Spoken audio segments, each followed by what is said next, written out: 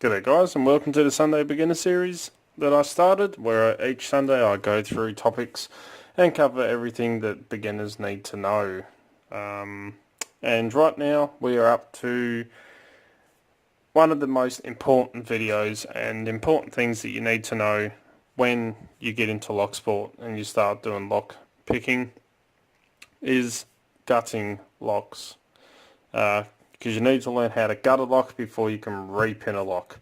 Now I'm going to break this down. It might be 2 or 3 videos on gutting and repinning a lock, making sure that you do everything correctly, because the last thing you want to happen when you are gutting a lock is this. That's the last thing you want to happen. And luckily I just threw this one together just for this. This is actually a blank lock I've got to make some challenge locks with. But that's the last thing you want to happen, is pins to go flying everywhere and springs. Luckily I didn't put any springs in that, otherwise probably wouldn't have slid out that easily.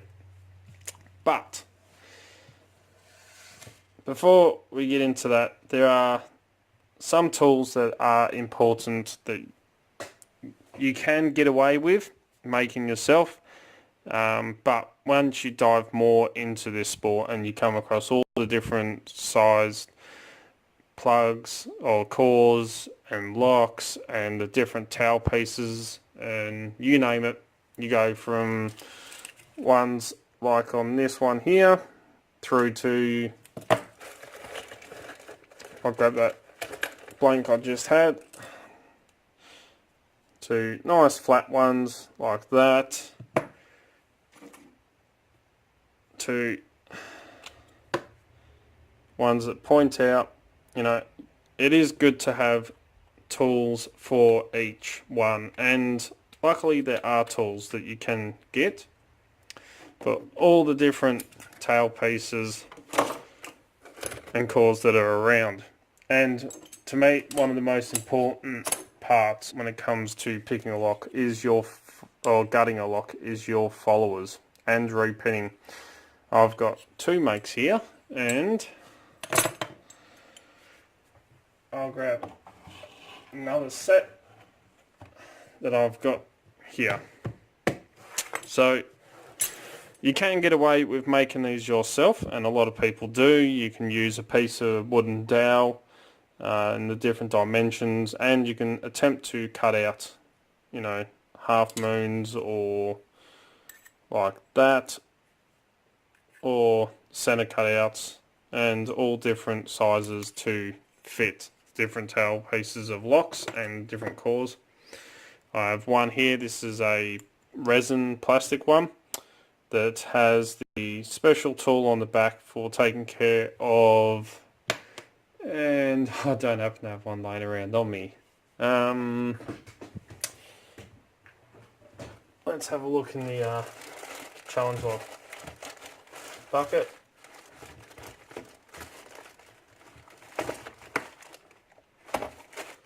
Don't think I have any up there.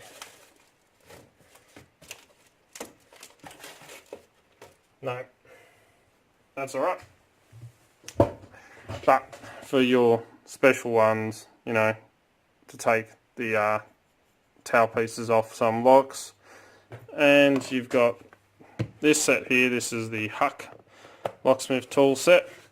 You will notice that 2 things are missing, but this has 3 followers, different sizes. With these ones you get a hollow, 2 solids, and the slot cuts in there are for a lock shoe for Euro locks that you can slide in to hold all the pins up, and then your follower will slide through, and that sits into the groove there. But you know, it is for me a must-have when it comes to gutting and repinning locks. It makes your life a lot easier to have some followers.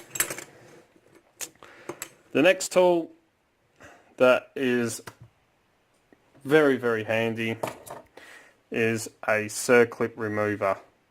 So, and a screwdriver. So if you've got tail pieces such as this, where you need a Phillips or a flathead screwdriver to take the tail piece off, you have the screwdriver for that. Or if your lock has a circlet,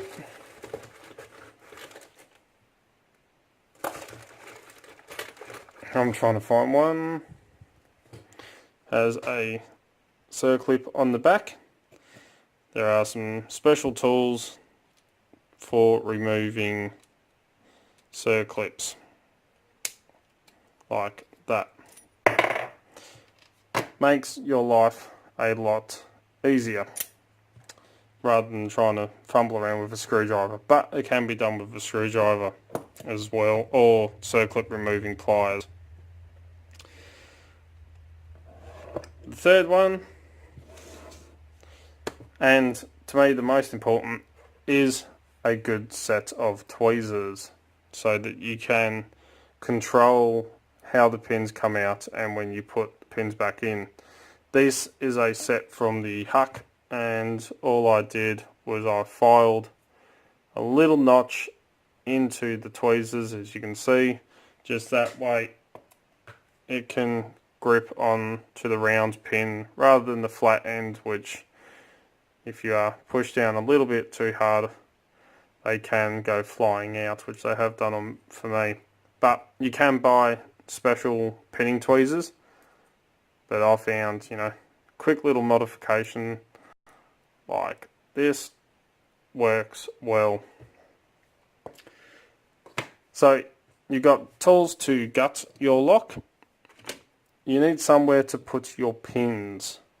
Now you can get quite fancy and have a nice wooden pinning tray. This one was made by Funky Monkey. Absolutely awesome guy. I wrote on the back there by Funky Monkey. Beautiful pinning tray. It's numbered with all the different ones for each chamber from 1 to 7. These is fantastic for putting your pins down in the order so that you don't get muddled up, because the last thing you want to do is spend ages trying to work out which pin goes where. And they come in different sizes. I got a small one, and those of you that follow my channel all know the Beast. This is the one I made a long time ago, and I still use it, but it is an absolute beast. Probably a bit too big for what most people would want, but for me, I like it. Love the Beast. People annoy me, I get to hit them with it, it's that big. But you can get away with a rigid piece of cardboard that you can fold into like the old paper fan shape. So you got that set up, and just, or somewhere nice and safe that you can actually keep your pins in order. So that's pin 1. You can set pin 1 there, pin 2, and just keep them in order somewhere safe where you won't accidentally bump them and get them all mixed up. That's where pinning trays come in very, very handy.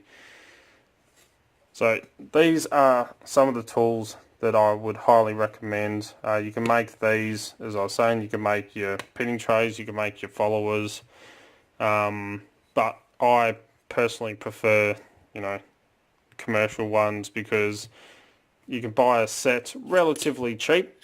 I didn't pay a lot for these, I have to admit. I did not pay a lot at all, and I got all the different sizes for all the different locks plus tail pieces, and these work absolutely fantastic. If you're really interested and you're really into the sport, it is worthwhile buying quality products. These are by Sparrows, and as you know, I absolutely love Sparrows equipment.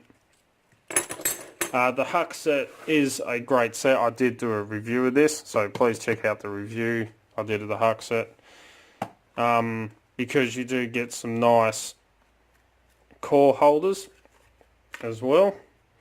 So if you don't have a cutout and a pinning tray and you want to keep your core sitting up in order, so if I take this one out, you can slide your core into the holder, and then it's not going to fall over or get knocked over, and all your pins going to go everywhere. But honestly, if you're really interested in this sport, I'd highly recommend getting a good quality set of equipment to help you and aid you with gutting locks. So that is going to be the first part of this video, only because I don't want to go running these too long. So it probably will be a 3-part series or a 4-part series. But next Sunday we will actually gut a lock, and to show you exactly how to gut a lock correctly. Oh, another thing I should actually recommend before we finish up are shims. These are very fine pieces of metal or aluminium that will slide in between the core and the Bible, in between your pins, and try and do it like this to bridge any little gap, so that when you bring your follower up and you run your follower through, none of the pins will get caught in the little gap where the circlip is, or any other weirdness that may be on the tailpiece. A must have for gutting locks, and if you don't want to have an explosion or a core that gets stuck halfway through gutting, highly recommend getting some shims. But as I was saying, I will show you exactly how it looks like to gut a lock and take you step by step through it by using the Sparrow's clear acrylic training lock. So that way you can see exactly how I gut the lock, and then I'll show you using this again how to repin it, so you'll be able to see exactly what is going on, and I'll take you step by step through all that. So that's coming up next Sunday in the Sunday Beginner Series. So if you have any more topics for the Sunday Beginner Series that you would like me to cover, please put them in the link comment below, so that I know and I can work out and do some more videos for beginners. Any topics you would like covered or haven't covered that you reckon should be there for beginners, again, please just comment below and let me know. So as always follow the codes, keep Locksport legal, don't go doing anything stupid. Don't forget to smash that subscribe button, which is down here, and turn notifications on, which is over here somewhere, so that way you can stay up to date, because as you know, I try to make 2 to 3 to 4 videos per week, depending on work and everything else got going on. I really should record an outro for these. Don't forget to come and join us on Discord, Extremely League of Pickers. I cannot recommend that enough. Absolutely fantastic group of people on there. Really great for beginners. You will learn a lot. Don't forget that you can find us on Instagram, Facebook and Twitter, as well as Skype now. If you want to get in contact with me, you can contact me through any of them, or send us an email at darkartslockpicking@gmail.com, and I'll get back to you. If you like what you see, please give it a thumbs up. Really do appreciate it. And until next time, cheers guys.